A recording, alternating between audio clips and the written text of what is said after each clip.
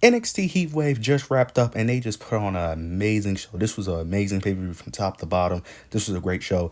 Way better than Money in the Bank, unfortunately. Money in the Bank, like I said, was a good show, but nothing too special. This pay-per-view was amazing. Starts off with a tag team match between JCJ, Jasmine Nix versus Carmen Petrovic, Ariana Grace. Carmen Petrovic, Ariana Grace ends up picking up the victory with the assistance of Ariana Grace helping Carmen Petrovic get a roll-up pin.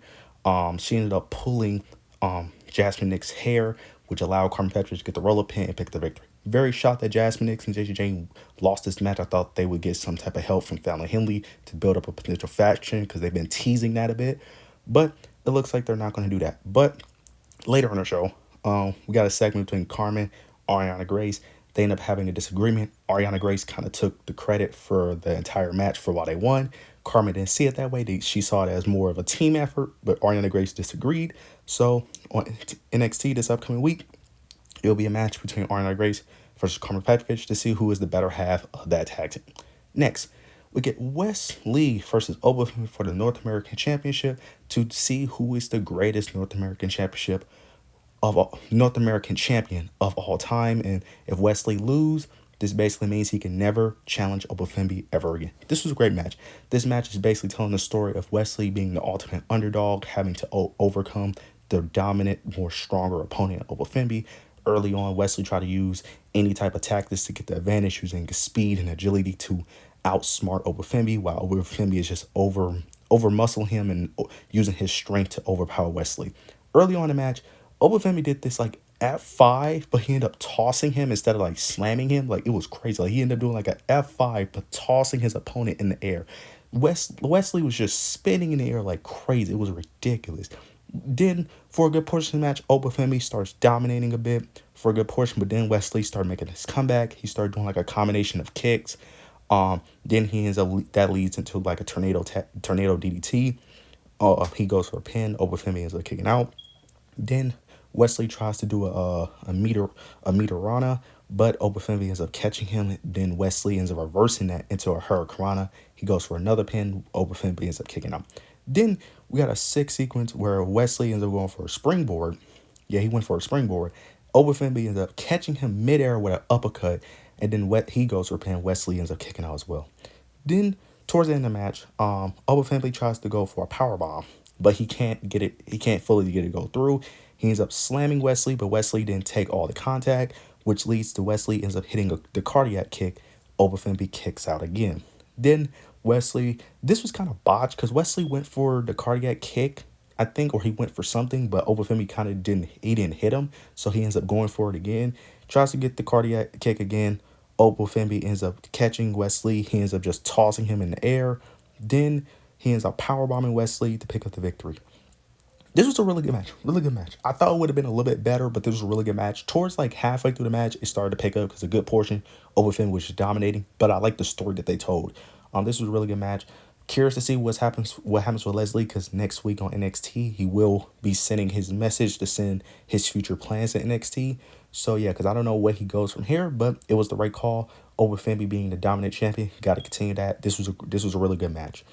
Next, we get Sol Ruka versus Kalani Jordan for the NXT Women's Championship match, and this match cooked. This match was amazing. This match was really great. This was really great. This was a great first title defense for Kalani Jordan. It starts off with them having a good back and forth, kind of into like a stalemate. The beginning of this match kind of reminded me of like Will Ospreay a bit, where like Will Ospreay would like constantly like, it's very weird. I can't explain. It kind of reminded me of Will Ospreay and Rey Fenix in the early stages of their match. Not as clean, but it kind of reminds me a bit of that. But then we get towards the action. Sol Ruka did this crazy like springboard, like cannonball clothesline. It was, I don't know what it's called, but that's why I'm calling it, because that's what it looks like to me. Then we got this sick Kalani tries to end up doing a poison Karana. Then later on in the match, Kalani did a sick springboard moonsault. Then later, soon after, Sol Ruka ends up doing a springboard moonsault back on Kalani onto the outside. Then towards the end, we had a sequence where Kalani tries to go for the poison Karana again, but Sol Ruka ends up reversing it into an Alabama slam onto the top rope. Then Kalani eventually ends up hitting the poison Karana onto the top rope, and then she ends up hitting her split leg moonsault for the victory. This was a great match. This was a really good match. This was great. The right winner, of course, won. Very shocked that Sol Ruka lost cleanly. That's what I'm most surprised about. I'm very shocked that they actually allowed her to lose cleanly. But it only makes sense for Kalani to win. Build her up, build that NXT North American Women's Championship, make it have more prestige. This was a really good match. I'm very shocked. I'm not really shocked how good this match was, but this match is underrated on the card. This match was a banger. Next, we get Chase U versus Nathan Axon. This was another great match. This match shocked me. I did not expect this match to be as good as it was, but man, this match is the second best match on the show, in my opinion. But this match was a banger, and it would have been number one if it wasn't for the main event, which we're gonna get to. But this match was amazing. Started off with I think Chase U. Chase U was trying to avoid the baby faces of Nathan and Axiom to get the hot tag, but eventually, they get the hot tag. Then it starts with Nathan and Axiom. They start dominating the match for a good part of this match. But then it gets to the point, it picks up once Duke Hudson gets a hot tag. Well, once Andre Chase does a hot tag to Duke Hudson. That's when the match picks up. Duke Hudson, he starts dominating. He did a crazy German suplex onto Nathan. Nathan sold the German suplex like crazy. Then he ends up going for a Razor's Edge, but that got reversed into a Hurricanrana into the turnbuckle. And then Nathan Axiom did a Hurricanrana onto Duke Hudson. Then Duke Hudson and Andre Chase are on outside, and they end up both doing suicide dives. I think Nathan does a suicide dive onto Duke, and I think Axiom does it to Andre Chase. They did this like three or four times in a row. They just kept doing suicide dives. Then Axiom ends up doing a frog splash. Then Nathan ends up doing a 450 on Duke. Duke Hudson ends up kicking out. Then Duke Hudson, he starts making a bit of a comeback. He started making a bit of a comeback. Then we got a sequence where Axiom ends up doing a crazy Spanish fly, ridiculous Spanish fly onto Duke. Then Axiom does another 450 on Duke, which leads to Andre Chase. Andre Chase comes into the ring, breaks the pin. He steps on Nathan to break the pin, but then he steps on Nathan, then ends up doing a Canadian driver on Axiom right after, which was very sick. All wrestlers are on the ground. All of them are tired, exhausted. All of them on the ground. Then you get Nathan. Get a sequence where Nathan ends up protecting Axiom. I think Andre Chase, if I'm not mistaken, tries to attack Axiom, but Nathan ends up pushing Axiom to make sure he doesn't get kicked, but he ends up getting kicked anyway. Then not long after, Axiom ends up getting the upper hand, ends up holding Andre Chase, and then Nathan tries to do a super kick, but he ends up accidentally super kicking Axiom. Then Andre Chase goes for the roll up pin, but I think then Nathan Frazier ends up kicking out, if I'm not mistaken. Then Nathan Frazier ends up tagging in Axiom. Nathan ends up doing a top rope suplex onto Andre Chase. Then Axiom ends up doing the golden ratio and picks the victor. This match was very chaotic, very fast paced. This was great. This was very great. The crowd was into it. The crowd was rooting for both sides. This was amazing. This was an amazing match. Very interested to see what's next for Chase U, because nothing really happened that I expected. I expected Chase U to lose, but I expected some type of interference from Reg Holland, but he didn't come in the match. They just made them lose cleanly. So I'm very interested to see how they play up the story of Chase U, the dissension of them, and same thing with Nathan Axel, because they was kind of playing the story as two in this pay-per-view, but looks like they're going to stick together. So I'm very interested to see what's going to play out, how this is going to play out on Tuesday on NXT.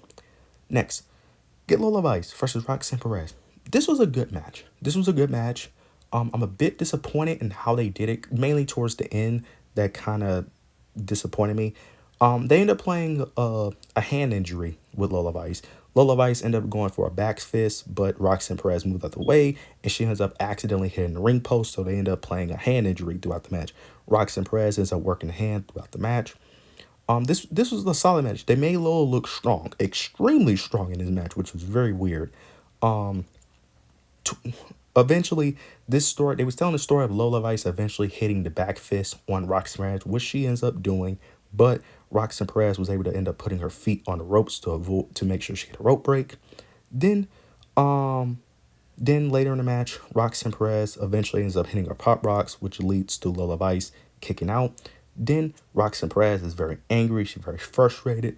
Then she ends up putting Lola Vice on the announce table and hits the pop rocks on the announce table.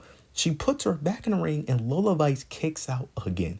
This is where I was getting frustrated, because look, I get that they're building Lola Vice, but I'm sorry. The Pop Rocks is one of the most protected finishers in NXT for the most part. Like, no one ever really kicks out the Pop Rocks. And if I'm not mistaken, didn't Jordan Grace only took one Pop Rocks to lose? Like, that finisher typically puts out opponents. So I was very shocked that she was able to survive not one, but two of them, and one of them on an announce table.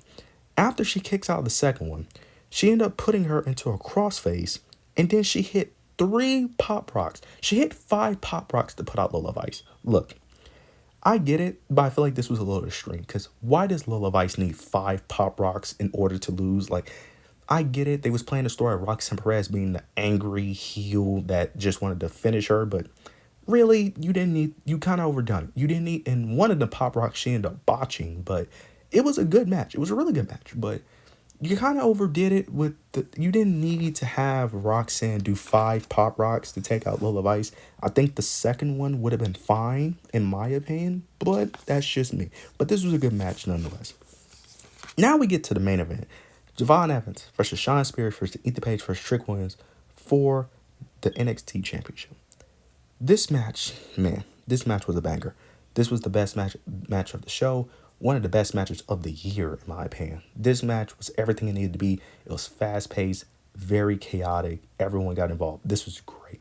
This was a great match. Started off early with both being more of a not like a tag team, but Ethan ends up fighting Javon Evans on the outside. Shawn Spears ends up fighting Trick Williams on the outside. After Shawn Spears and Ethan get the upper hand on their opponents, Ethan and Shawn start talking trash to each other, and they start trying to one up each other. Ethan ends up slamming Javon Evans' head through the steel steps. Shawn Spears does the same thing to Trick. Then they both get in the ring, talk some trash, and then they both try to trick each other into shaking each other's hand. They shook each other's hands and they both poked each other's eyes out at the same time. I thought that was hilarious. Then Javon, Trick, they get back in the ring and they end up taking out both the heels. Then it's just Trick wins when Javon getting in the ring. They end up doing like a sick handshake to, sign of respect, and they end up going 1v1. Then Trick Williams ended up getting the upper hand, and I ain't gonna lie, Trick Williams around this, like, after once Javon and Trick Williams had their first interaction, Trick Williams was doing like some Super Cena stuff because he just started dominating everyone. He dominated Javon. He started dominating Ethan Page and Shawn Spears. He ended up taking out all three of the opponents in the ring. But then eventually, the momentum falls flat. It falls back down. Javon Evans ends up going for a cutter onto Shawn Spears, but Shawn Spears ends up hitting Javon midair with a chair while he's going for the cutter. Then Shawn Spears ends up placing the chair in the corner. He attacks Trick Williams and ends up hitting a C4 onto the chair in the turnbuckle. That was sick. Then we got a sick sequence where all four wrestlers are in the ring. Javon Evans ends up attacking Ethan Page. Shawn Spears ends up attacking Javon. Then Trick Williams ends up attacking Shawn Spears. All four wrestlers, all 4 opponents are down on the ground. Then we get a sequence where Trick Williams and Ethan Page are on the outside. They're fighting. They're going back and forth. While they're going back and forth, Javon Evans is preparing to attack. He's inside the ring, and he ends up doing a swanton bomb onto Trick Williams into the barricade. That was sick. Like, I may put a clip in the video, but it was very sick what he did. He ends up doing a swanton bomb on the outside, onto Trick Williams into the barricade. That was a very sick maneuver. Then Javon Evans get back in the ring. He tries to attack Shawn Spears, but Shawn Spears get the upper hand and ends up doing a top rope C4 onto Javon. He ends up trying to go for the pin, but Ethan Page ends up tossing Shawn Spears out, and he ends up pinning Javon Evans, but Javon Evans ends up kicking out. Then Javon Evans get the upper hand, and he ends up doing a Spanish fly and a cutter. He ends up doing a Spanish fly. I don't know if it was a top rope Spanish fly. It may have been a top rope Spanish fly. He ends up doing a top rope Spanish fly on Ethan Page. Then he ends up doing a cutter on Ethan Page. Goes for the pin. Trick Williams ends up breaking the pin. Then, he ends up breaking the pin. Everyone's on the ground. Shawn Spears get back in the mix. Shawn Spears is trying to attack Javon Evans on the top rope, but Javon Evans ends up getting the upper hand. And Javon Evans ends up putting up the middle finger and ends up basically doing an RKO off the top rope. He basically ends up doing an RKO off the top rope onto Shawn Spears. And then he ends up doing some type of splash onto Shawn Spears. Goes for another pin. Trick Williams breaks that pin as well. Then we got a sequence where Trick and Javon going back and forth. Trick toss Javon Evans on the ring apron. Javon Evans is hanging on to the ring apron. Javon Evans tries to do a springboard maneuver, but Trick Williams ends up catching him and ends up tossing Javon Evans onto the announce table, breaking the announce table, which was very sick. Then then soon after, Ethan Page ends up taking advantage. Trick Williams is distracted. He ends up doing his ego's edge onto Trick Williams. Javon Evans ends up recovering, ends up putting Trick Williams' foot onto the ropes to prevent Ethan Page from winning the championship. Then Javon Evans, Ethan Page, they're going back and forth. Trick Williams eventually recovers, and he ends up doing the trick shot onto Javon Evans, which ends up making Javon Evans go outside the ring, but it also made Shawn Spears go out the ring because Shawn Spears was on the ring apron, and Javon Evans ends up hitting Shawn Spears by accident due to the trick shot. Then, then, um, then, no, Shawn Spears got hit to the outside. Yeah, Javon Evans was still in the ring. Javon Evans was still in the ring after he got hit by the trick shot. He gets hit by the trick shot. Shawn Spears on the outside. Ethan Page tries to attack Trick Williams, but he's unsuccessful. Trick Williams is doing another trick shot, ends up hitting Ethan Page with the trick shot. Ethan Page falls directly onto Javon Evans, who's in the ring, accidentally pinning him. Trick Williams tries to break it, but Shawn Spears, who's on the outside, pulls Trick Williams out of the ring. Ethan Page is pinning Javon Evans on accident for the 1-2-3, and Ethan Page is now the new NXT champion. I am lost for words what happened on this show. That was a crazy ending. I could never have predicted Ethan Page was going to win the title. This is great. This is amazing. This is great. I love what they did here. I love what they did here. This protected Trick Williams, elevated Ethan Page. Also, Tuesday, Ethan Page ego, his nickname being All Ego, his ego is going to be through the max. The fact that he won the NXT championship, his ego is going to be through the max on NXT because he's going to act like he tried to pin Javon Evans when he was knocked out when he pinned Javon Evans. He didn't. The fact that was a very creative finish. I love what they did here. This pay-per-view washes Money in the Bank. It just does. And I'm not as big as a criticizer at Money in the Bank as most people, but this pay-per-view completely washes it. This pay-per-view was amazing from top to bottom. This was great. Every match hit. Every match did what it was supposed to. This was great. This was amazing. I can't wait for NXT this upcoming Tuesday. You guys let me know what you guys think of NXT Heatwave. You let me know what you guys think of the outcome, what your predictions were. Let me know what you guys think of the winners of NXT Heatwave. You let me know your opinions down below. Make sure you like, comment, subscribe. But yeah, that's it.